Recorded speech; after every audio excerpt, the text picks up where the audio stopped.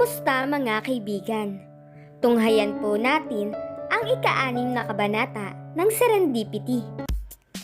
Pero bago tayo magpatuloy, kung bago ka pa lamang sa aking channel, ay pakilike po ng ating video. Pakiclick din ang subscribe button, gayon din ang bell icon, para lagi kayong updated sa mga parating ko pang uploads. Sumasakit pa rin ang pang-ibaba ni Tristan. Pero napilitan na siyang bumangon kahit pa paika-ika siyang lumakad. Wait, CR lang ako sandali. Paalam niya kay Audrey. Mukha namang na-guilty ito sa ginawa nito sa kanya. Sorry ha, para ka kasing super glow kung kumapit. Kagat-labing wika ng dalaga. Itinaas niya ang isang kamay niya to shut her up. I really need to go to the CR. Doon ka na lang muna sa sala maghintay. Tumayo na ito mula sa kama. Hinayaan niyang mauna itong lumabas bago siya pumasok sa banyo. Inilak niya ng mabuti ang pinto. Pagkuway, unti-unti niyang hinatak ang garter ng boxer shorts niya.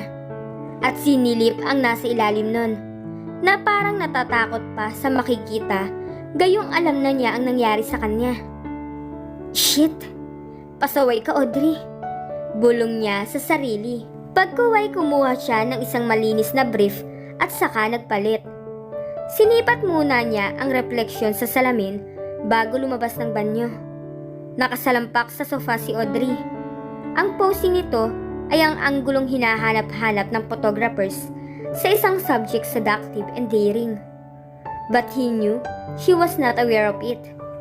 Walang-wala sa bokabularyo ni Audrey ang salitang seduction. Okay ka na? Tanong nito nang makita siyang papalapit dito. Sa tono nito ay parang nagalusan lang siya nito ng kaunti. Okay na ako. Huwag ka lang lalapit sa akin. Itinukod niya ang kanyang mga kamay sa single couch bago umupo roon. Paano ka nakapasok dito? Kunot noong tanong ng binata. Ano pa? Di gumamit ng susi? Alam ko naman kung saan nakatago yun. Nagmamalaki pang sabi nito. Sinasadya niyang mag-iwan ng duplicate key sa ilalim ng paso sa tabi ng pinto para sa mga girlfriends niya. He thought it was exciting ang sorpresahin siya ng mga iyon sa kalagitnaan ng gabi at habang nananaginip siya. Until now that it had turned into a nightmare when Audrey appeared. Alam mo namang hindi para sa iyo yun. Ano ba talaga ang sadya mo na hindi pwedeng ipagpabukas? Tanong pa ni Tristan. Natatakot kasi ako sa bahay. Sabi nito. Tumaas ang kilay niya sa pag-amin nito. Lagi nitong sinasabi na hindi siya takot at nasasaktan. Pero ngayon nag-iba ata. Saan ka naman natatakot? Ikinuwento nito na may kotseng sumusunod dito nang umuwi ito sa bahay. Ibinalita rin ito sa kanya ang tungkol sa pakikipaghiwalay nito kay Carlo. Ang ginawa nitong pamamahiya sa lalaki. Then, she justified as helping him to get over her. At ang hinala nito na si Carlo din ang stalker nito. Diretsyong wika ng dalaga. You did that to the poor man? Ang sama talaga ng ugali mo kahit kailan. Ano ang nagawa ng tao at nakipagkalas ka sa kanya? Kunot noo pa na tanong ni Tristan.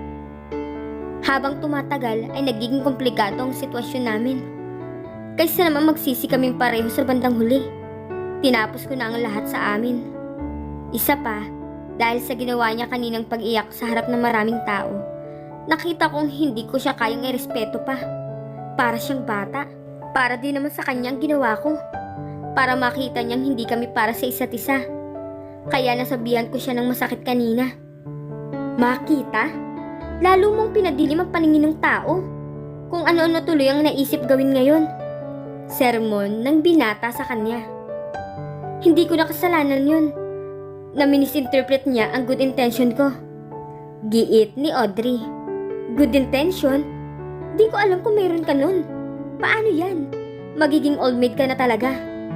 Pananakot niya. 29 pa lang ako. Ikaw nga 32 na. Pero wala pa rin nangyayari sa buhay mo. Puro kalaro at pasarap sa kung ano-ano at kung sino-sinong babae. Wika niya. Mas madaling ma-expire ang essence ng babae kaysa sa aming mga lalaki. Isa pa, sino ba ang atat na mag-asawa sa ating dalawa? Nang aasar na wika ng binata. Hindi naman ako atat.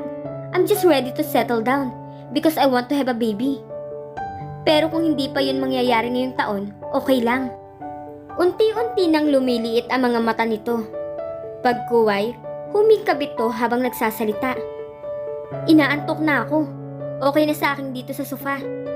Pinagpag nito ang sofa at saka humiga roon. Teka, bakit ka matutulog dyan? Inuga niya ang mga balikat ng dalaga. Sinabi ko na nga, diba? Ginugulo ko ni Carlo kaya dito muna ako titira. Antok na wika ni Audrey. Parang narinig niya ang bomb explosion sa Iraq. Nang gerahin iyon ng US sa sinabi nito. Wala kang sinasabi. At saka bakit dito ka titira? Tumatanggi ka ba, Tristan? Baka nakakalimutan mong marami kang utang sa akin. Umayos pa ito ng pagkakahiga. Itinuwid pa nito ang hita nito sa sofa. Babayaran naman kita. Pero hindi sa ganitong paraan. Makakasira ka sa mga diskarte ko. Bumangon ka na dyan, umuwi ka na. Reklamo ng binata. Tumayo ang binata sa harap nito. Nakahanda siyang buhatin ito palabas kung tatanggi ito. Ayoko nga. Ang kulit mo, Tristan. Inis na wika ni Audrey. At siya pa ang naging makulit. Audrey, isa. Banta niya. Dumilat ito at napa-about face sa tumambad dito. Ano ba yan? Sa akin mo pa itinapat yan? Tumagilid ito at isinubsob ang muka sa isang throw pillow. Namaywang ang binata. He had just found a way to send her away. If you'll stay here, you have to know that this happened to every man every night and every morning. Hindi ka ba natatakot? Baka isang gabi, sugurin na lang kita katulad kanina. Pananakot ng binata. Tristan, hindi ka mag-e-enjoy kung plano mong i-rape ako para lang matugunan ang kalibugan mo. Magdala ka ng babae dito kung gusto mo. Wala akong pakialam. Basta, hindi ako babalik sa bahay. Tapos ang usapan. Mataray na sabi ng dalaga. Audrey! Nauubos na talaga ang pasensya niya. Bakit ba hindi nito maintindihan na ayaw niyang tumira ito sa bahay niya? Tristan, pangiinis pa ng dalaga. Sa isang iglap ay nakaibabaw na siya rito. Pinadama niya dito ang isang bahagi ng katawan niya at lakas loob na dinama ang dibdib nito. Nagulat lang ang nakita na reaksyon niya sa dalaga. Ano bang ginagawa mo, Tristan? Ulit nito sa sinabi nito sa kanya nang halikan niya ito.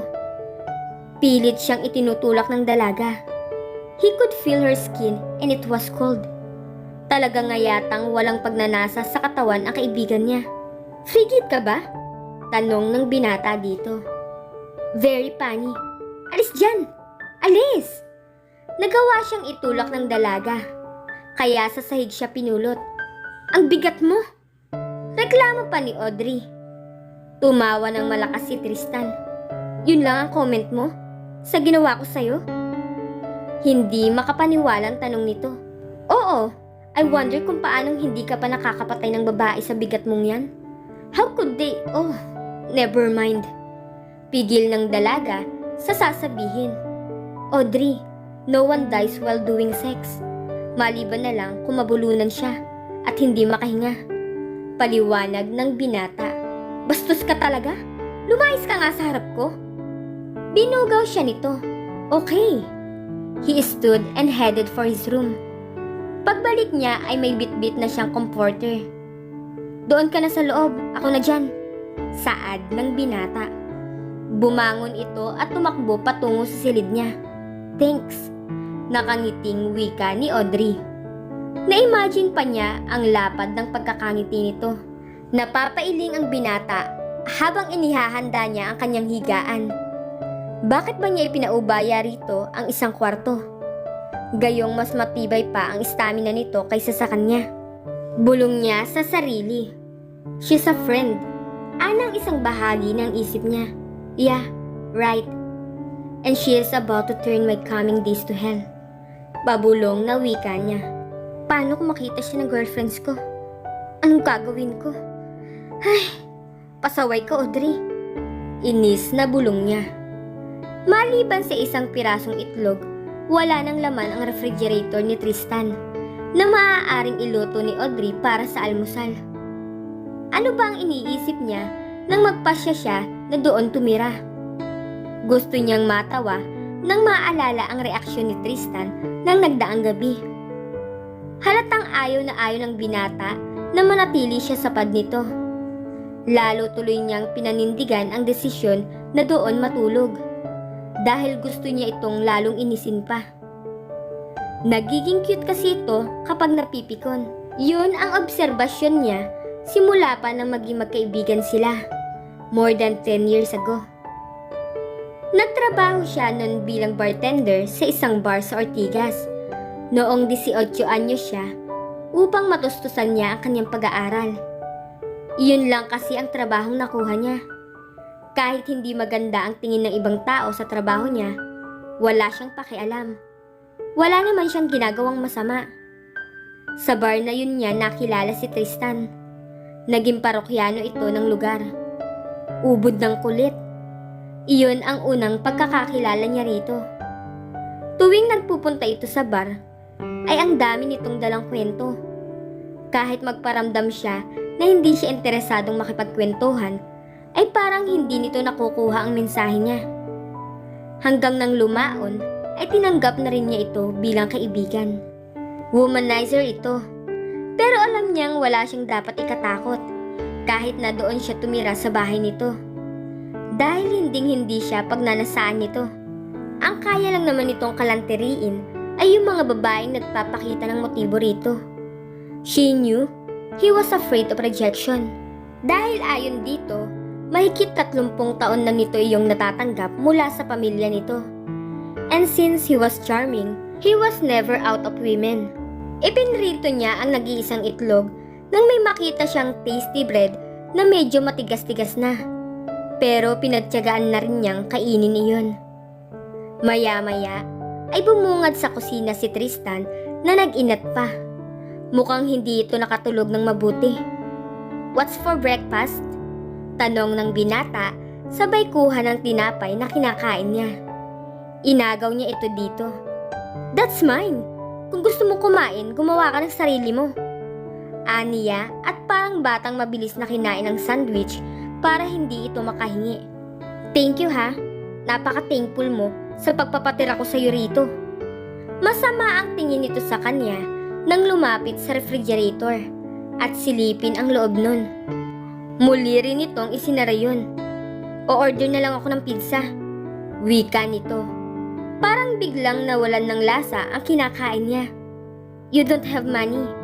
Wika ng dalaga. "Who told you?" Lumabas ito ng kusina at tumawag ng Pizza Hut. Tumuloy ito sa banyo pagkatapos. "Bilisan mo ha, maliligo ako." Biling niya dito.